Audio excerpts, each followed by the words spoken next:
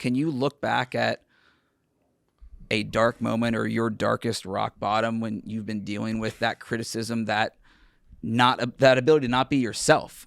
I mean, bro, like I remember. It's crazy because I've had those moments multiple times. Sure. Not just not being myself. Like, bro, I've had moments when I was being managed by somebody who said to me, yo, I can't do anything for you. Figure it out, bro. Figure it out yourself, and left me on Santa Monica Boulevard. And I was like, what, bro, like, what do I do? Like, he's like, dude, I'm dropping you off by the pizzeria. You figure the shit out because I'm not helping you. I can't manage you. Left me for dead. You understand? I've had people that happen to me multiple times. I've had meetings in the label where they looked at me and go, you're too fat, you're too ugly, you're not attractive, you're never gonna fucking make it. Bro, I've had the worst shit happen to me, dude. I've had people fucking sign me and not look at me in my eyes. But you need to realize in life, bro, you can't be taking everything personal either, because people are not going to stare at you. Like, you don't stare at the sun, yet the sun still rises and doesn't take it personal and does what it needs to do. Yeah. Just because I hurt your eyes and you're not trying to look at me because I'm shining, I'm not going to stop shining. Right. I'm still going to rise. Yeah. And it's just life, bro. Like, in life, I've dealt with so much shit. People left me for dead, mad that when they see me and I'm still alive and I'm still going. It's like, bro, I've had so many moments in the music business that I've dealt with shit that would have killed anybody, and I'm still here. I don't have parents that even speak English. I don't have no connections in the music business, and I made millions of dollars in the music business. I signed to Jay-Z, bro. Yep. You can't tell me nothing, bro. I signed to my favorite rapper, bro. You can't tell me nothing. There's nothing you can tell me. I told people I was going to sign to Jay-Z. That was 15 years ago. And they said to me, my ex-girl's like, yo, you're crazy. Right. Because I made her wait for me outside while I ran into the museum in Brooklyn to give him my CD, and his security guard mushed me on the ground. Then weeks later, he drops a book, and I take $1 off of everybody on the line, and I buy the book, and I make him sign it, and I put my CD in the book. He grabs it and throws it in the garbage, signs it, gives me the book bag. Like, there's so much fucking times where I went and tried to sign to Jay, and he never signed me. And then I finally signed to him. Yeah, it happened late, but it still happened. I never gave up. Yep. And it's like, yo, if you want something that bad, then just don't give up, because you either quit or keep going. They both hurt. Just pick one. You know what I mean? And I'd rather keep going and have somebody tell me, oh, you that guy that used to, like, when you watch fucking Along Came Polly, and they're like, oh, you're the guy from Crocodile Tears. He's like, yeah, you want a picture? They're like, nah. I just remember you from the fucking movie, and they're over you. And it's just like, bro, no, dude. Like, I was signed to RCA Records. I got off RCA Records because they didn't know what to do with me. I was not in one genre. I had no A&R. They were like, yo, you're a fucking star, but what do we do with you?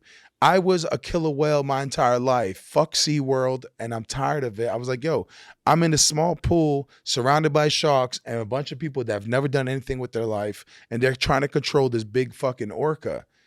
And I was like, yo, I need to break free. Liberation is the key. There's no peace without liberation. I was not in peace because I couldn't see peace because they were wearing mittens, waving. And I'm just sitting there like, they don't understand me. I need to break free. I need to be liberated. And the second that I express how I'm feeling, that I'm frustrated, the industry calls you difficult. Your story, no matter what it is, dealing with that agent, dealing with record labels, dealing with things at home, it's been a challenge because you haven't been able to be you and get rewarded for it. But I give you all the props in the world because what, a year and a half ago, 2 years ago, you said, fuck it, I'm doing it myself and going independent? Yeah, 2023, I started Orca Sound Records, which is, Orca is Orca, O-R-C-A, which is off RCA. And that's what Orca is. And, you know, it's like, oh, welcome to Shark Tank. Like, everything in America is shark, shark, shark, shark. And it's like, yo, sharks run when they see orcas. So in a way, it's like, I'm not going to sit there and be like,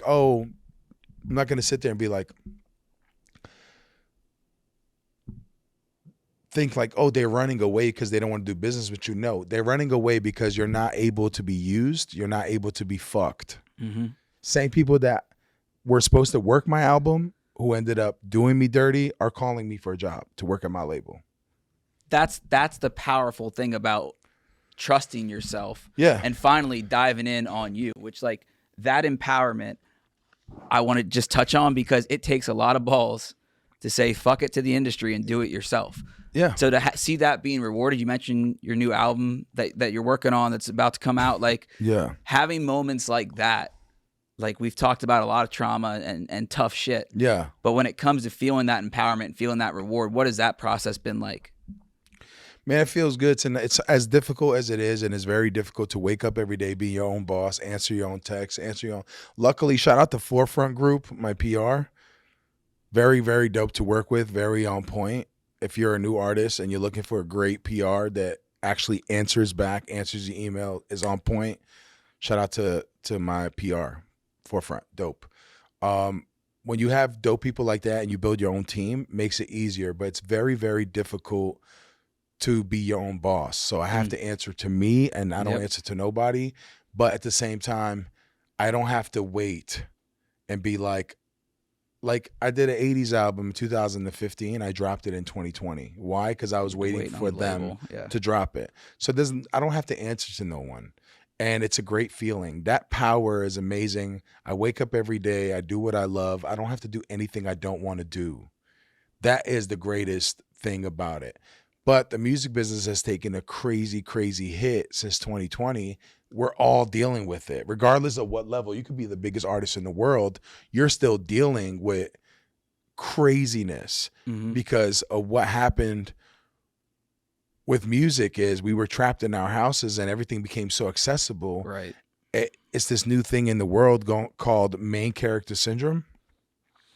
You might know about this because everybody thinks they're the main character and you're not. You're a fucking fan. And if you come to a show, you listen to the music, you enjoy it. If you like it, if you don't, cool. But you don't say things like, I like your music, check out mine. Because if everyone's the artist, then who are the fans? Right. In the most respectful way. No, I'm not saying that you can't be the artist, but you can be the artist.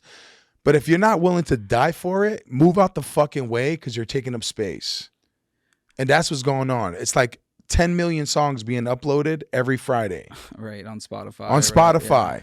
And back in the day, it was like you jump online, you wait for the song, you grab it, you look at the package, you feel it, you look at it. That's why when you have cash in your hands, you don't spend it as much as swiping. Right. So you go, touching it, reading the lyrics, looking at the album. And you go, wow, this is incredible. And you enjoy the music. Even if yo, dude, when you went to Blockbuster and you rented that DVD, I love this. You fucking watched the movie. It was a big deal. It was a big deal. You watched the movie front to back. You knew that you had to watch it because you rented it and you had to make your money's worth, right? Yep. So even if it was trash, you watched it. Now, you turn on your TV, a million fucking movies, one click away. Yep. And you do not know what to pick. So that's why when you're selling merch, sell 2 shirts and that's it. You're fucking putting too many options. Yeah. Nobody wants to pick nothing.